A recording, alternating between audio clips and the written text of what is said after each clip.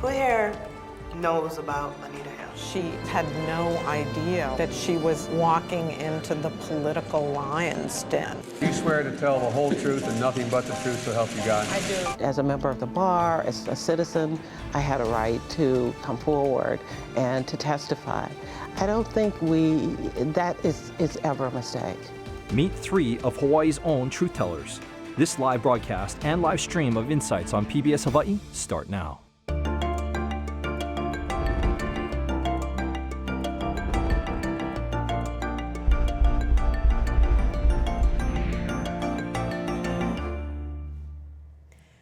Aloha and welcome to Insights on PBS Hawaii. I'm Laura Yamada. Well, simply put, speaking truth to power means saying something a powerful person or institution does not want the public to hear. Yet there is nothing simple about the challenge. Those who have the courage to speak truth to power are often putting themselves on the line, not for personal gain, but for their deep belief that the truth will bring about a just outcome. Tonight's guest panel includes 3 members of our own community who have had the courage to speak truth to power, to bring about positive change in our islands, and in some cases beyond. And we'll also hear from a political analyst who can explain why truth-telling has never been more important in making political choices, and yet so difficult in many cases to identify. We look forward to your participation in tonight's show. You can email, call, or tweet your questions as always, and you'll find a live stream of this program at pbshawaii.org and our PBS Hawaii Facebook page. All right, now to our guest. Douglas Chin is the Attorney General for the state of Hawaii. He was the first Attorney General nationwide to challenge the Trump administration's second attempt at a travel ban, convincing a federal judge to block it before it could take effect. And he's one of 20 state attorneys general who signed a letter asking the Justice Department to appoint an independent special counsel to investigate Russia's attempts to meddle in the U.S. presidential election. Randy Roth is an author and professor. He taught at the William S. Richardson School of Law and is one of the original 5 behind exposing corruption within the Bishop estate and the highest levels of state government. In 2000, the Honolulu Star-Bulletin placed him on its list of 100 who made a difference in Hawaii during the 20th century. And Loretta Sheehan spent much of her career as a prosecutor for the city and county of Honolulu and U.S. attorney before moving into private practice. She is a member of the Honolulu Police Commission, where she has already gained attention for vigorously challenging status quo. And Colin Moore is an associate professor of political science and the director of public policy center at the University of Hawaii. He is a political analyst and a regular commentator on Hawaii's politics and government practices. So thank you, all of you, so much for being here. This is such a charged time in our society right now and in politics, and to have people who are willing to speak out and to get the public engaged and to expose some of the things that need to be exposed to the public so important, more now than ever. So thank you so much for being here. So let's talk about this concept and this saying of truth to power, and to what it means to each one of you. Maybe we'll just start with you, Doug. Sure. First of all, thank you for letting me be on the show. And it's funny, I think I'll actually start with a self-deprecating comment, which is that I think the whole concept of truth to power isn't actually how I was necessarily raised. I mean, I think culturally, and I think just, in my own, inner nature, I've always thought that the best way to handle things is to actually not be confrontational and to, just try to fit in and to, help people to feel comfortable and everything. And so it's actually been interesting to me to be, part of the last 6 months because I think, that there's so much that's just naturally part of me that just doesn't want to stick out and doesn't want to be somebody who. There's a quote by your parents, I think, in one of the articles. What was it? I think I had it somewhere. You're poking a lion. Yeah, don't poke the lion, which is actually something that my parents taught me. That was it. And so it was actually funny because then more recently, somebody who was very influential had said that to me as a criticism of what I was doing, and it was actually said as a helpful criticism. But they were saying, you're poking the lion. You got to be really careful about that. And I know there were a lot of concerns about, what would the president do, if he knew that the state of Hawaii was suing him and things like that. So when he said that, it just reminded me of what my parents had told me before. But I think that when this travel ban came out, there was just something that really that I think has woken up for a lot of us. Where maybe we haven't thought so much about the things that happen in the federal government or decisions that are made that might impact us down the road. But I think there was so much about this travel ban that really reminded me of discrimination against my parents, against other people's parents who were immigrants, and I think it really became the right thing to do.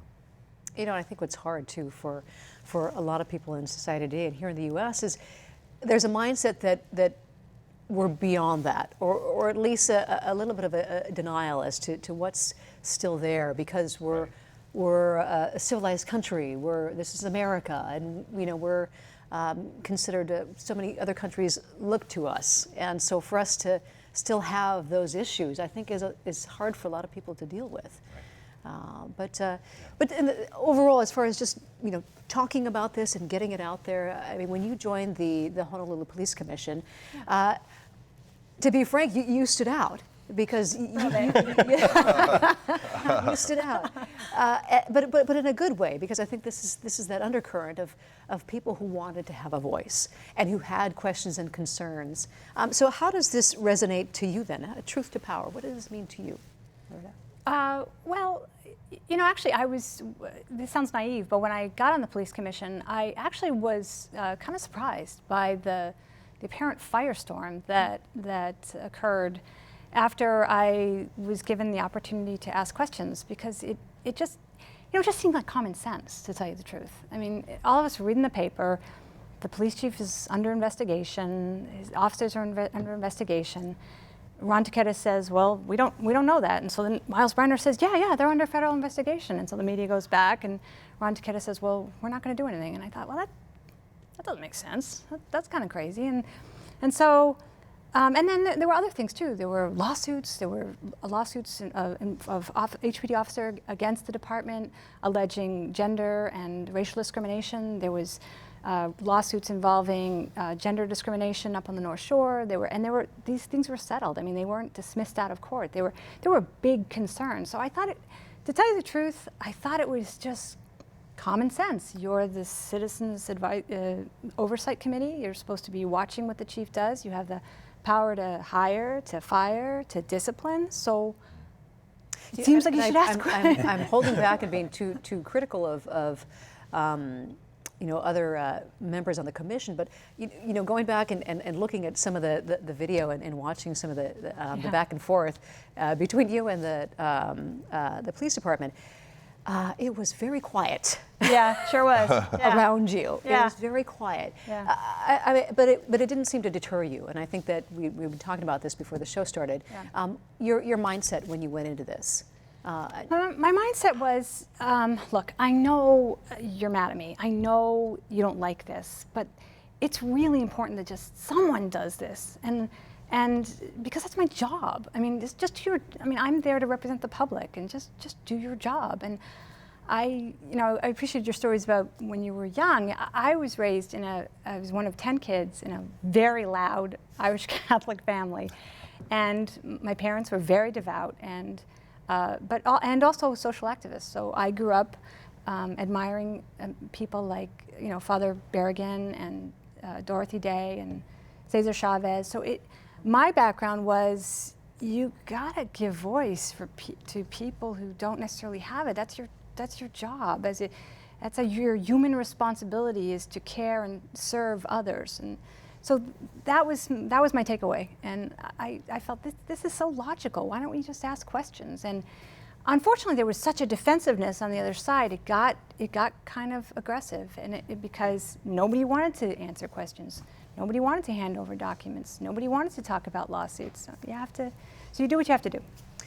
And boy, Randy, was that your experience dealing with a bishop of state? So many people know you for what you did with exposing what was happening with the trustees, with the entire system, really.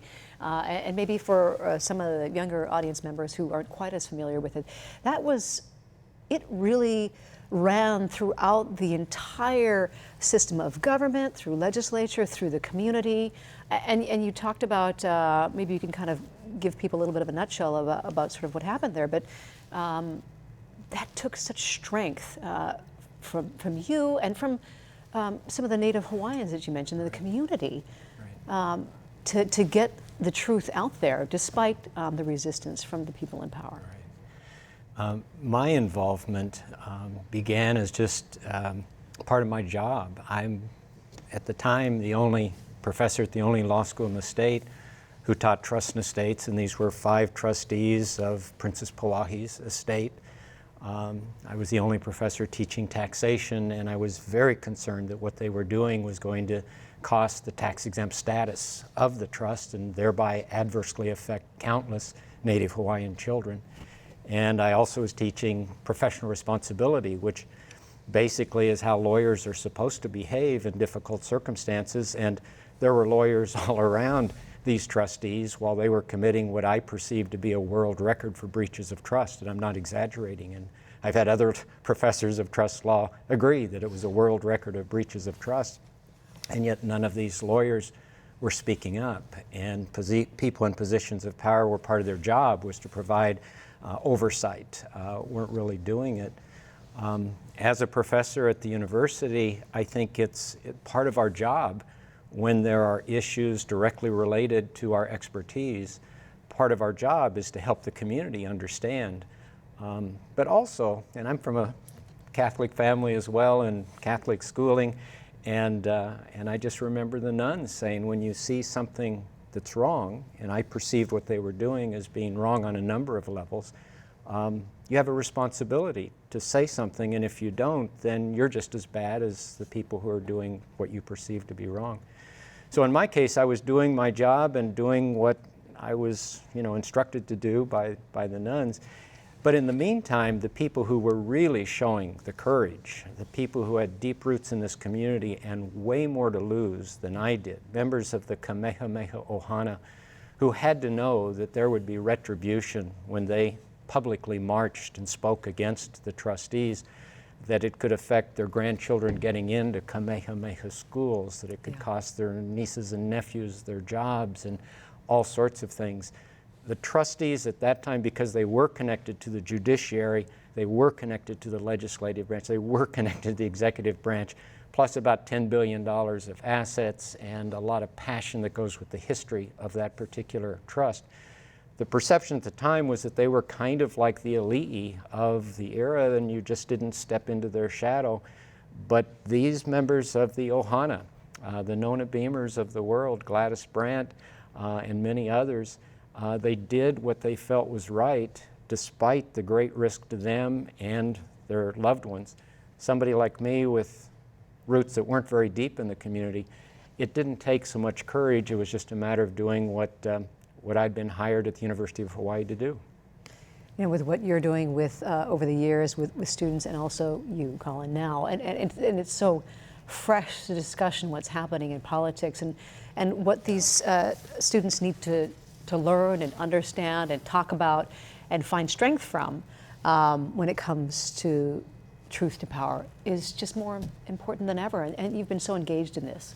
Yeah, I mean, this concept of speaking truth to power is actually an old Quaker saying, and one part of that philosophy is that if you find yourself in a position of being relatively powerful, insulated, then you have an obligation to say something, because not everyone can. And I mean, I think that is one thing I do try to talk to my students about. But the other thing we highlight often is the importance of institutions where you set up natural conditions where you have ambition counteracting ambition, where you have powerful people speaking power to other powerful people. And I mean, when there's a failure in that system, when you have a group of people or a leader who's become so entitled, so unaccustomed to people telling them the truth, then you really do need some extraordinary person to stand up and tell them the truth, and that can be a very dangerous thing. But I think we'll get into this later in the show. One troubling development in American politics is that I'm not sure we even share the same idea of what the truth is anymore. I mean, the idea of speaking truth to power is that when the truth is revealed,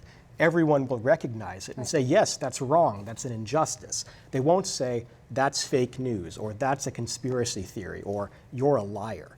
And if there's no way to get past that, then we've come to a very dangerous place, I think. And that's what concerns me. Yeah, easy to open up many books of worms in Yes, this conversation. So we will be getting to that in a little bit. But I want to share this with you. This past February, in an event sponsored by the Hawaii Leadership Forum, our PBS Hawaii president and CEO, Leslie Wilcox, spoke with Sasha Pfeiffer, a Pulitzer Prize-winning journalist and member of the Boston Globe's award-winning investigative team called Spotlight. Now, you might remember the independent movie, Spotlight, won Best Picture at the 2016 Academy Awards. Pfeiffer and her colleagues took on the Boston's Catholic Church to uncover decades of priests' involvement in widespread molestation and pedophilia covered up by the church leadership. She shared that story and her thoughts on the subject of speaking truth to power. Listen in. This event is called the Transformative Power of Truth-Telling. What kinds of results did you see from this 1.5 or 2 year investigation? You know, I think that this will sound so basic, but in a way, the gigantic lesson of this project was the importance of questioning authority. Part of why this happened is that the Catholic Church in Boston had so much deference that people looked the other way. They stopped asking questions. My grandmother, who's depicted in the movie, was so devout.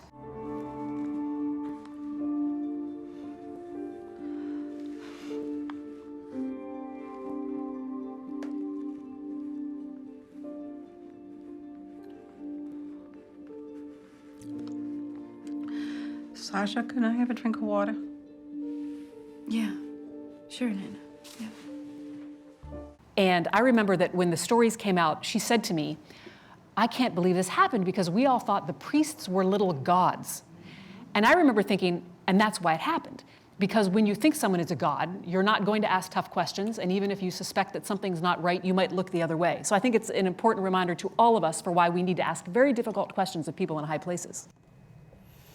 And we'd been talking about this before tonight's panel started, about the perception that the community as a whole oftentimes has on these people in power, that they're untouchable, whether we're talking about a police chief or trustees or doctors or the principal in your school.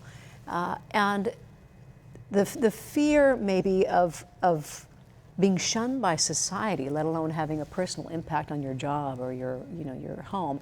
How do you get past that? I mean, what is your response to what she had to say? I mean, I was so struck by the look in her grandmother's eyes, trying to compartmentalize what to do about what she was hearing and how scary it was for her to think about it. To me, and I've always felt this way, and I used to think everybody believed that power tends to corrupt, and absolute power corrupts absolutely. I've discovered that not everybody believes that. There are some people who like concentrating power because then things can get done. I just believe to my core that power tends to corrupt, and when we as a community give power to people as elected officials or appointed officials or whatever, I think we should expect them to embrace transparency and to embrace mechanisms of accountability and to encourage the community to be vigilant, to stay on top of whatever it is they're doing and why they're doing it, to not treat themselves as though they're incapable of doing their job wrong. And frankly, I think, and I don't think it matters which party it is, but when you've got one party dominance, and especially when it's an island community, I think there's a tendency for there to be a person in power who's not behaving exactly the way they should, and whereas in a different setting, somebody in another political party would dependably call them on that. In fact, overdo it at times. That's kind of the nature of that beast. Yeah. But whether it's the Democrats, the Republicans, or some other party, if you've got total domination, as we've had forever in Hawaii, the Republicans and almost overnight the Democrats, and you combine that with this being an island where the stakes are great, to do something that's risky and run the risk of, in effect, being forced way away from your family, from your history, I think here in Hawaii, we members of the community need to do a better job of getting across to elected and appointed officials that they need to embrace transparency and they need to expect accountability. And I just don't see that as part of the way things work in Hawaii. I'd like to share a thought on that, because on your question, because I remember when we first came out with the travel ban lawsuit, then I definitely got a lot of encouraging emails and phone calls, and that was nice. But I also got a lot of very negative feedback from people, and a lot of it was based on fears, like very so genuine, locally as sincere. Well. Oh yeah, and nationally too, but locally as well, and a lot of it was really based on this. Why are you challenging the president? He's the president of the United States. Even for someone in your position. Right, and just saying that you should let the president do what he's doing, because he's trying to protect our borders, he's trying to protect our national security, and a lot of what I'm actually saying it more nicely, because I think a lot of the mail wasn't so nice, but it was along the lines of it was based on a lot of genuine fears that people have even to this day. And look, I understand that. I understand that we're all concerned about terrorism. We're all worried for our national security, and we want our president to protect our borders and to protect our country. I think the explanation I've been trying to give back is just to try to work through that fear and saying, look, I understand that. I'm scared too about kind of the world that we live in right now. But I just think that we need to expect our president and our federal government to protect our borders, to protect our national security in a way that doesn't violate the Constitution, just in a way that doesn't discriminate against people based upon their nation of origin or based upon their religion. I think there's a way to do that.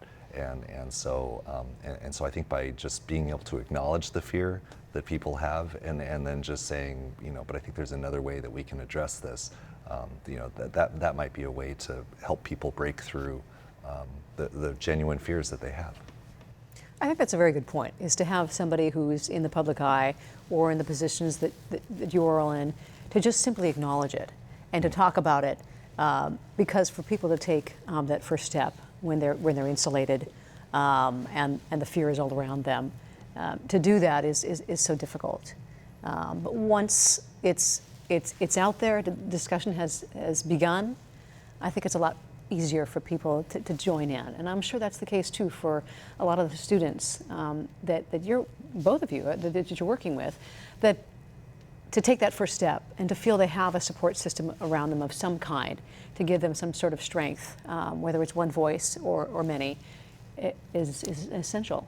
That's absolutely right. I mean, this is one of the great, most important things about liberal arts education. I mean, to teach students to engage in this relentless questioning. That's really how our democracy functions, and it's often tough. I mean, I experience this with my own students all the time. Don't just write everything I say down. Challenge me. Ask me questions. Why is that? If you think I'm wrong, tell me why I'm wrong. I mean, it's partly a cultural thing. This is why it's so difficult to bring democracies to other countries. I mean, you have to have a society that's used to asking questions of everyone. I mean, no one should be above taking those questions, taking critical questions, opening up their processes to transparency. And you have to learn that at a relatively early age, because, this can be frustrating. A lot of people say, why are you bogging everything down in these legal processes? Why does Congress constantly fight? Why are we always engaged in these arguments? It would be much simpler if we just deferred to a leader. But of course, we don't do that because it's so dangerous. But there are these authoritarian tendencies that we have to be very careful with. But that's something we try to teach our students at a relatively young age, which is always question. So speaking of some probing questions, that's where we're getting.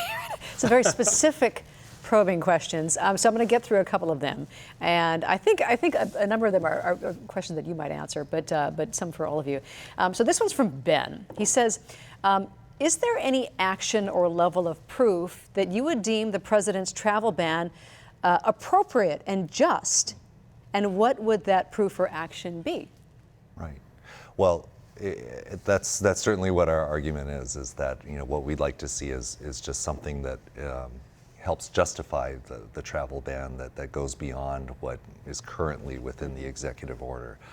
So right now, what's in there is there was this first travel ban that came out that was stopped by the state of Washington, and that had a lot of what people would call, you know, just overtly discriminatory words in there. It basically said, you know, if you were a Syrian refugee, you couldn't come in at all. You were banned indefinitely. You know, there was a lot more inflammatory language in there. So the whole point about the second executive order is that a lot of that language had been neutralized. It had been, you know, to quote what people were saying, it had been watered down. But I think the concern that we had is that even in the justification for why this executive order was coming out, a lot of it was based on facts that had been known to the federal government for decades. You know, in other words, they were pointing to, you know, a Somalian who had come in as a refugee and had committed a crime back in 2004. Well, that's something that Congress knew in 2000, all the way for the last 10 years when they passed their own immigration laws, that now the president, through his executive order, was just going to be, you know, wiping out. In fact, our lawyer, just in arguments on Monday, had said it's like allowing the president to take a magic eraser to everything that Congress put together based on the exact same information. And so, anyway, that's part of the point is that, you know, I think, you know, we're certainly not trying to, you know, make the point that, you know, the president can't act in the cases of emergencies or real actionable facts. But I think even the court, when they were asking their questions, they were saying, you know, look, you know, we understand you're the executive branch. You know, you have your own, you know, security interests and a lot of intelligence that you might not know, that you might not want to share with all of us. But you can share that with us privately. You can. There's ways that you can be able to communicate to the court a justification for why you're doing what you're doing. And this is, you just came back from Seattle in regards to this topic. Somebody had asked if the fight will go to the Supreme Court. Yes. Well, I mean, I'm saying yes because I think that's where it's likely to go. So, in other words, right now, we're at the Ninth Circuit, which is the step right below the U.S. Supreme Court, and there's another case that's also winding its way through the Fourth Circuit, which is over in the East Coast in Virginia and Maryland.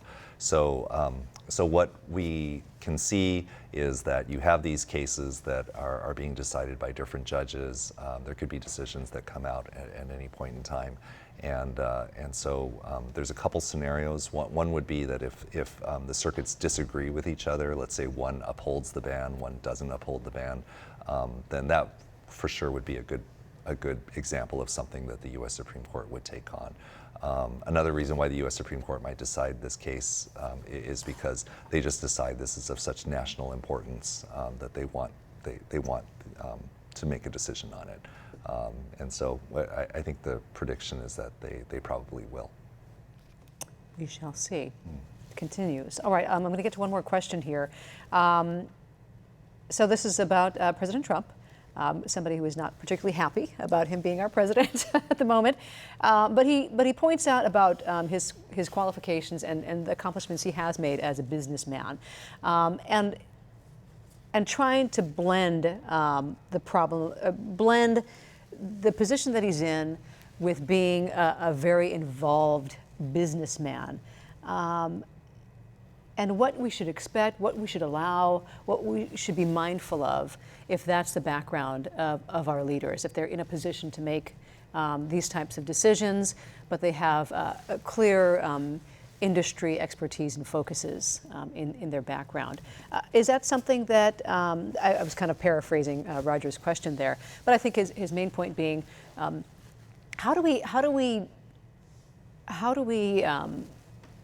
look at people of power who have certain loyalties, certain expertise, certain histories within a particular industry or sector that would potentially lead to favoritism, would lead to possibly unfavorable or unjust decisions that they make. How would you, what's the best way to you ask them questions. No one's above answering questions. I mean, that's the whole point. That's how our democracy works. Is that if the attorney generals feel that this travel ban is unconstitutional, then they're asking a question. They're saying, Judge, we think it's unconstitutional. What say you? And then it goes all the way, and people will disagree. But that's the key element here, is that you get to ask questions. And that's the whole point. And if I can just add to that, I mean, when you have a leader who has famous connections with an industry or people, I mean, that leader has to be particularly careful when he's working with that industry or working with those people. I mean, the thing about corruption is it doesn't have to be quid pro quo. It doesn't even have to exist to be damaging. I mean, it's the perception of corruption that can be every bit as damaging, and good leaders recognize that.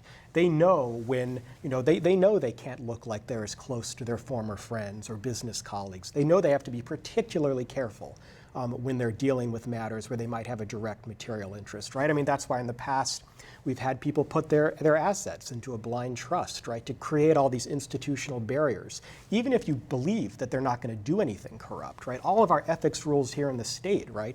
I mean, they're primarily so the public doesn't think there's corruption. Even if there is no corruption that exists, it's to prevent the perception of corruption, because that undermines faith in democratic institutions. I mean, that makes people think that this is really going on. And so it's the leader's responsibility.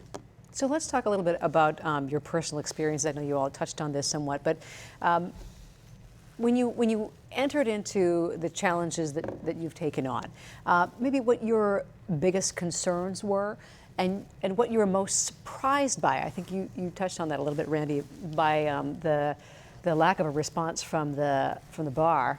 But when you look back on everything that happened with Bishop Estate, for example, or there's so many other issues that you've been involved with. Rail, we could pick that one as another example if you so choose. What were your biggest concerns going into this, and what were you most surprised by? Well, I guess I tend to be a little naive about some things, and to me, once the right question was asked, I expected the media to enthusiastically cover any important issue where important questions are asked, especially if the answers are either not forthcoming or they don't make sense. Going back 20 years ago at the time of this manifesto that people refer to as the Broken Trust essay, I just assumed that at that time the largest newspaper, the morning paper, the Advertiser, would want to publish it. And it was extremely difficult working with them, and eventually I and the other co-authors of this essay decided that it just was never going to get published in the Advertiser, despite 4 of the co-authors having, impeccable reputations. Federal District Court judge, the chairman of the Queen Liliuokalani Trust, the chairman of the Board of Regents, the University of Hawaii, on down the list. Walter Heen, the chairman of the Democratic Party, and had been U.S. attorney and a federal judge and a state judge and what have you. And we couldn't get this very important essay published in the paper. Our perception was it was never going to be published by them. We went to what then was the afternoon newspaper, the Star Bulletin, and David Shapiro and Diane Chang made what I considered very courageous decisions, because there was going to be retribution against them by the trustees that we were criticizing. That was predictable. It didn't happen simply because this thing hit a tipping point relatively quickly, but it was very gutsy on their part. You mentioned rail. I personally think what's going on with rail right now in Honolulu, someday we'll look back and consider it a form of fraud. I think it's beyond bad political decision making. And I personally think the mechanisms that are supposedly in place to provide oversight, to ask the right questions, aren't working right. I think the media has not yet done a particularly good job. We've got 100% cost overrun already before they're even close to what's going to be the difficult part of the construction. And there really aren't good questions being asked about exactly why is that? How did that happen? What can we learn from that experience? The number of jobs that you've created is a small percentage of what you originally promised. You know, how can we learn from that experience? You said it was going to save energy. We now know from U.S. Department of Energy figures that it's going to cost more in energy per passenger mile than one person in one car in an average car today. Wow. It again, someday I think we'll look back and we'll say, well, how did this happen? And in the meantime, you've got a business community over here. I talked to one CEO and said, look, Randy, when you get a call from Senator Inouye saying, can I depend on you? Can I count on you? I need your help. He said, in this island economy, you don't say no. And so that comes back to what I was commenting on earlier, that the power structure in this island community is such that people who have stakeholders, like CEOs of large local companies, it's difficult for them to speak truth to power, and the media have a price to pay potentially if the circumstances are extreme, as they were in the case of what today we call the Kamehameha Schools Trust. So the media plays a big, big role. When you've got people like Loretta asking the right questions, if the media didn't cover that, I'm not sure a lot would happen. But she asks the right questions, the public pays attention because the media is covering it, and all of a sudden the folks who have power because we've elected them or they've been appointed, all of a sudden they're kind of sitting up a little taller and paying a little more attention, and I think that's the way democracy is supposed to work. And you knew, of course, Loretta, going into what was happening with the Honolulu Police Department, that it was going to be a firestorm. That was going to happen to some extent. Yeah. But what was it then? At this point, would you say that there was something that still surprised you once you got into it? I was surprised at how it really exploded. I mean, I knew I wanted to get in. I knew I wanted to ask questions. I went to my first meeting. I explained to my fellow commissioners why I had been, before I was commissioner, saying that we should investigate the chief of police. That idea didn't go over well. Didn't get a very happy reception. I got yelled at a lot. Wow. A lot. Wow. So, And you stayed. Oh yeah, whatever. I mean, whatever. People yell at me, and so so you take a step back and you go, okay, I realized, I read the charter and I realized you don't want to investigate him, but we have to do an evaluation every year. So, I mean, I knew that I'd get my turn, but then what happened was Rod Perez of the Star Advertiser, did a 3-part series about police misconduct. And I mean, the questions literally fell into my lap. I mean, I had this 3-part series that I was reading. And so I called up Ron Takeda and I asked him, well, at the next meeting, am I going to be allowed to ask questions about this? And to his credit, he said, sure, go ahead. And that's kind of how it started, was just because the information was right there. It had been provided to me by reporters. And then I did some extra homework, basically going on websites and court websites and obtaining legal documents. Because I was interested in the lawsuits that had been filed and the allegations, and I wanted to know if it was true that officers weren't disciplined or sanctioned after they had called their fellow officers wetbacks and beaners and made all kinds of disparaging remarks and refused to provide backup for African American officers and refused to provide backup for a female officer who's now disabled for the rest of her life. And yet those same officers, the chief decided not to discipline those officers in any way, and the taxpayers pay over $5 million. I mean, that's crazy, and other examples. So the media was extremely helpful. The court cases that are there as a matter of public record were extremely helpful. And I thought, by God, I'm just going to ask these questions and see what happens. And then I was surprised by the public reaction. I was actually really surprised. I thought it would kind of blow over, but it just kept going on and on and on.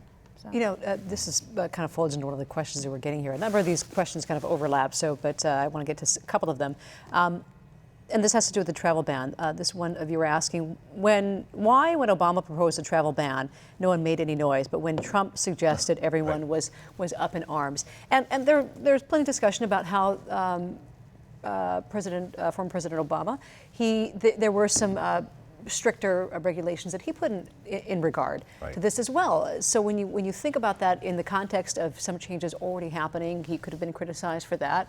Are you surprised that there wasn't more discussion about that? Are you surprised by what did surprise you, and what is your reaction to this question? Well, I do think that the kinds of immigration orders that were put out by President Obama, President Bush, and then all the other presidents prior to them are different from what President Trump did. No other president has issued such a wide sweeping dragnet on 6 specifically Muslim majority countries, saying that it doesn't matter if you're a grandmother or a baby or anyone, as long as you're from this country, you are not allowed into the United States. In fact, you're presumptively a terrorist, and you have to overcome that by going through the discretion of the Department of Homeland Security and the discretion of the State Department in order to be able to come into this country.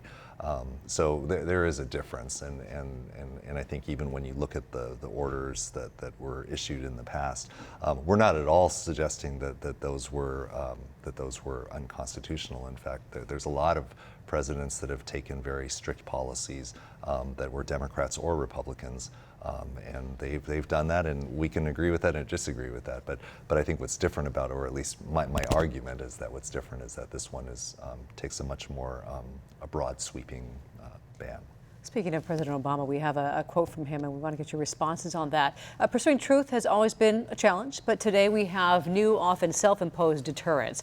Right before leaving office, President Obama shared his concerns about what's dividing us and why we may have been having a more difficult time finding and recognizing the truth today.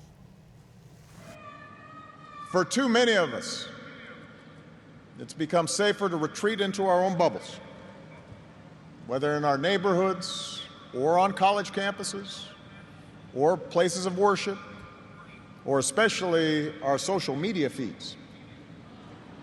Surrounded by people who look like us and share the same political outlook and never challenge our assumptions.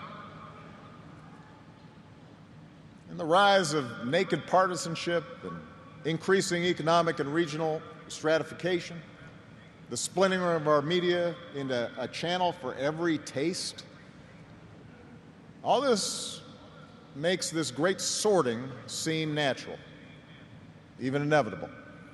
And increasingly, we become so secure in our bubbles that we start accepting only information, whether it's true or not, that fits our opinions, instead of basing our opinions on the evidence that is out there. And I think this is a natural question for you, Colin. I mean, he makes a good point as far as what social media is like today, what our societies are like today, and how this impact of fake news and these bubbles that we're creating, it's not surprising. No, it isn't. I mean, this is part of human nature, right? I mean, it's called confirmation bias. You naturally gravitate to information that confirms something you already believe. I mean, there's been a number of studies in political science, for example, that show, in fact, and this may come as a surprise to some PBS viewers, that actually the more educated you are, the harder it is, in fact, to shift your beliefs. The more likely you are to have this confirmation bias. In fact, the more likely you are to stay in your information bubbles. You consume a lot of media, but you know where to get that media, you know the sources you like, so it's even harder to get outside those bubbles. I mean, the hope for social media was that it would democratize information, right? Anyone could have a voice. And I think the perverse thing is that a lot of those voices are untruthful, and yet they say things that people already want to believe. I mean, that's the extraordinary thing that happened in this election, is that there were literally people just making up stories that they knew would attract hits because they were saying, in some cases, monstrous allegations against Hillary Clinton or other candidates. But people believed it because they wanted to believe it. It's a very difficult thing to solve, but it's going to be very damaging to our democracy. I mean, in part simply because we don't share the same news sources. I mean, there was a period of time in this country, and it wasn't always good, but there were kind of a set number of news sources that were filtered by responsible journalists. We don't really see that anymore, so it's so much easier to end up in your own information bubble. And I think, frankly, the only way to overcome that is, I mean, you can't wait for Mark Zuckerberg to save us, I mean, to kick the fake news off Facebook. I think it's a responsibility of everyone to rigorously question their news sources. And that's a difficult thing, because sometimes you have to admit that your favorite sources are untrue. But I don't have a lot of hope if we don't start moving in that direction. I'm sorry, go ahead. I was just going to, Laura, last week that I had joined 20 other state attorneys general in asking for a independent counsel to investigate what had happened in relation to the FBI director James Comey being fired by the president, and just evidence of Russian meddling in the election and things like that. And I think that part of what happened there that I think has resulted in an independent counsel being appointed, Robert Mueller, to be able to investigate this, and how that turned out to be a good result is not just because 20 attorneys general wrote in a letter to say this, but because a lot of people in the public were calling for that. In other words, a lot of people were saying we're not going to be okay with just an investigation that exists within a certain bubble. We need Republicans and Democrats were starting to say, look, we for us to really be able to feel like we can have an understanding of what happened, we need to have an independent special counsel. And so what we could see is that, this is only a matter of days, but that there has been a special counsel appointed, and hopefully that leads to a helpful result for everybody.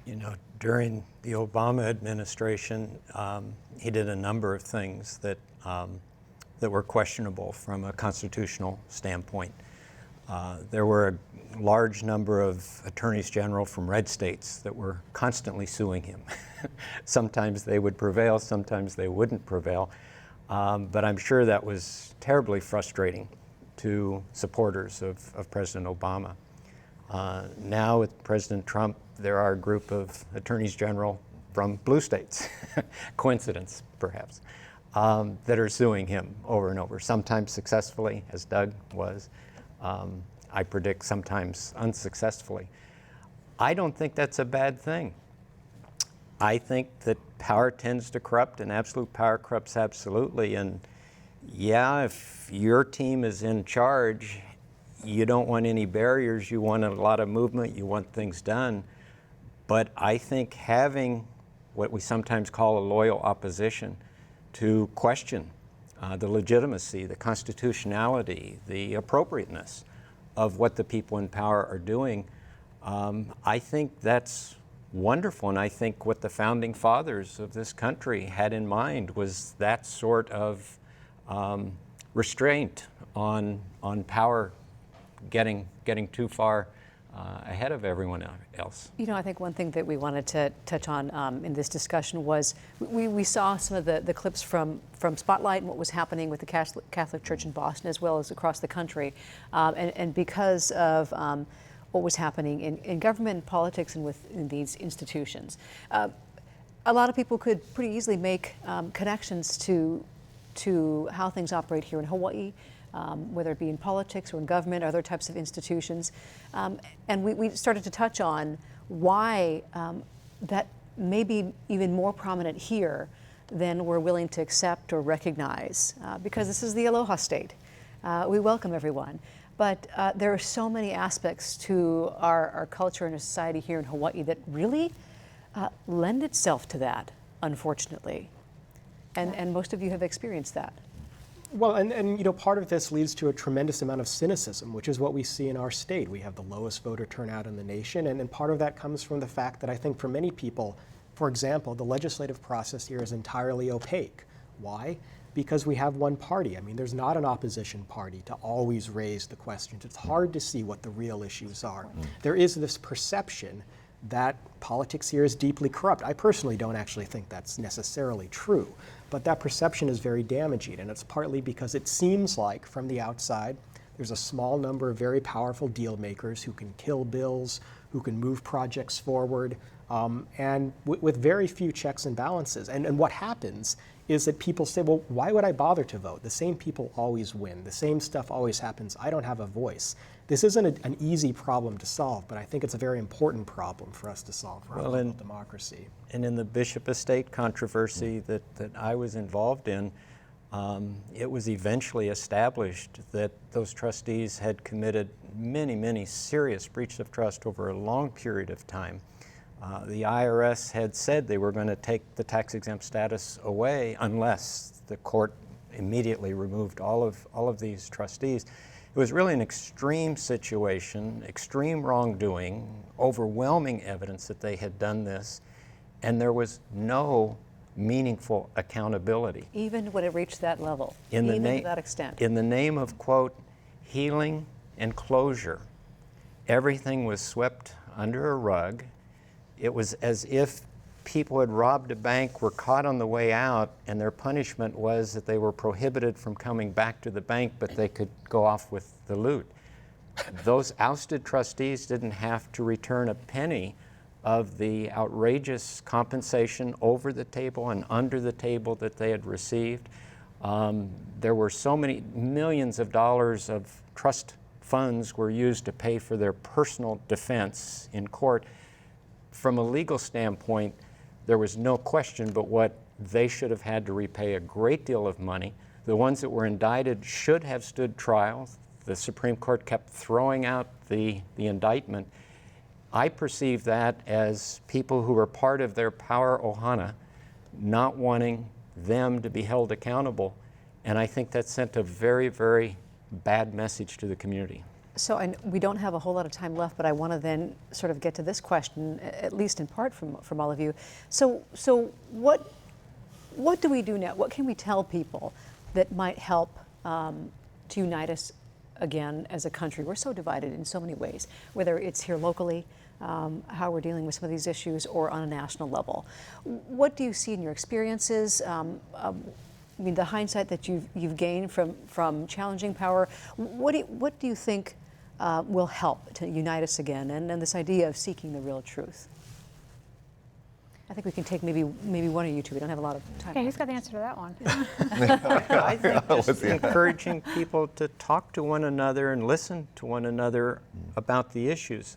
Sometimes it's so tempting to ridicule somebody on the other side or to ridicule what they're doing, as opposed to asking, you support this, help me understand how you could support this. What are you assuming that I'm not assuming? Or what are you convinced is the truth that I don't think is the truth? And if there is that kind of dialogue, what this show is all about, if there is that kind of exchange of ideas, I think a community can move forward. But if they're just getting angry at each other and ridiculing each other, I think they're stuck exactly where they are. And a certain amount of this comes from a return to civility. I mean, not operating in stereotypes. And I don't just mean racial stereotypes, I mean ideological ones too. The Democrats have been guilty of this as well, calling Trump voters white trash or uneducated. That stuff is very damaging. I think the best way is to try to fully understand why someone would support a candidate, why they support a certain position, and really make an effort. Anytime you dismiss someone or describe them in stereotypical terms, you're doing tremendous damage. Yeah. When I go out to the like the National Attorney General conferences, that you have Republican AGs and you have Democrat AGs, and probably one of the things that's the most gratifying about that is so far up to now in the time that I've been there, it's still very collegial and civil, and I think people are fighting really hard to keep doing that, even in as polarized an environment that we're in. And I got to say, that's actually really helpful, because then I'm listening to people who are my colleagues who are from the other side. I mean, they support Trump or they support a conservative agenda, but we're collegial about it and we're civil, and I think that actually helps. It really helps in the long run to be able to come up with solutions. Maybe rather just than a just to be upset. quick response from one of you too. Do you believe that with the way that the pendulum is swinging, that we're going to get back as a society a little closer to that point where more of us can talk about what we need to talk about? I know people are very concerned, very serious, and it's important to people. Yeah, I mean, I hear all the remarks about civility, and I think that's the high road is the great way to go. I don't know that that's actually going to happen in our country, and I actually have this. I have this like nihilistic view of where our culture is going, but I think I actually do believe there's a silver lining in that. I think that there's like the phoenix, something new is going to come up, and I see that in my daughter's friends. My daughters, I mean, they're college age. I see a whole new way of thinking and of communicating. That's a very good point. I see a fearlessness, and yes, civility has to be part of it. I know that's something that all of you are seeing with the students you're working with too. Unfortunately, we're running out of time, but thank you so much, all of you, for being here. This discussion will continue, and we're so glad you're all here. Thank you to all of you for joining us tonight, and we thank our guests, Hawaii Attorney General Douglas Chin, from the Honolulu Police Commission, Attorney Loretta Sheehan, author and law professor Randy Roth, and Colin Moore, Associate Professor, Director, I should say, Professor and Director of the Public Policy Center at the University of Hawaii. PBS Hawaii has planned a live 2-hour broadcast in July to further explore this idea of truth-telling. How would speaking truth to power bring about some productive change right here at home? It's an important subject. All right, switching gears a little bit, our next week on Insights, 15 cases of rat lungworm have been reported so far this year. 9 cases on Hawaii Island, 4 on Maui, 2 visitors who have returned to California. This is your chance to learn more about this. Hear expert advice and opinions on this disease, including one of the most respected voices anywhere, Dr. Susan Jarvie from UH Hilo. So get your questions ready. This is something that a lot of people are still learning about. So join us on Insights discussion next week on PBS Hawaii. I'm Laurie Amata. Until then, a hui hou.